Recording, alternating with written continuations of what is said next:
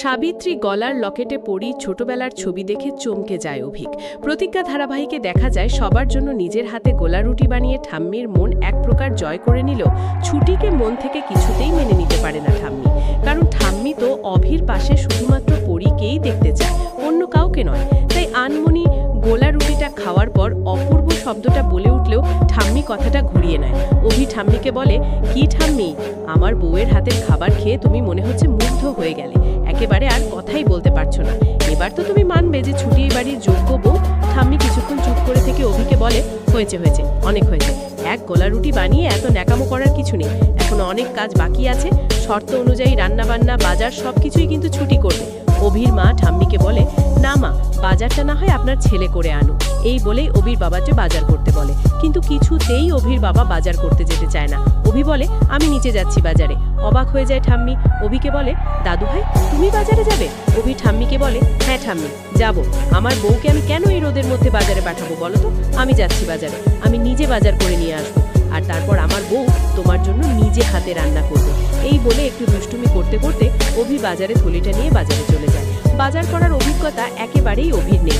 বাজারে গিয়ে অভি কি কিনবে না কিনবে কিছুই বুঝতে পারে না।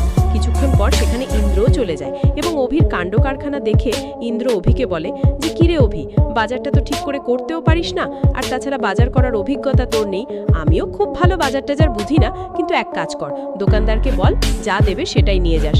এই বলেই দোকানদারকে অভিটা দিয়ে বলে, বাজার টাজার যা আছে দিয়ে দিন। দোকানদার ভেবে নেয় এই লোকগুলো বোধহয় বোকা, নষ্ট পচা বাজার অভির ব্যাগের মধ্যে ঢোকাতে থাকে।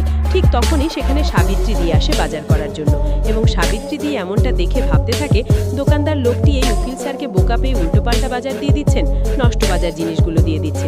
না না, আমি যাই তো। এই বলেই সাবিত্রী দিয়ে এগিয়ে যায় এবং দোকানদারকে বলে, এ কি করছেন দাদা, এসব নষ্ট জিনিসগুলো কেন ভরে দিচ্ছেন ব্যাগে? ভালো জিনিসগুলো দিন বলছি। সাবিত্রীদির ধমক খেয়ে দোকানদার সাবিত্রীদির কথা মতোই ভালো ভালো জিনিসগুলো ব্যাগে দিতে থাকে।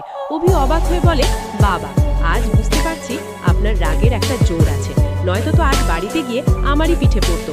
আমি তো বুঝতেই পারিনি যে আমাকে ফাঁকি দিয়ে দোকানদার নষ্ট জিনিস দিয়ে দিচ্ছে। ধন্যবাদ, আপনাকে অনেক ধন্যবাদ।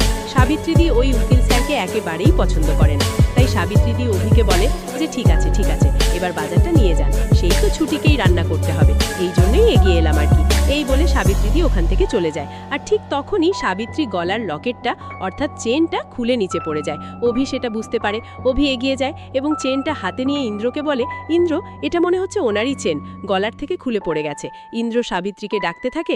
অভি চেনটা হাতে নিয়ে দাঁড়িয়ে থাকে। একটা লকেট থাকে।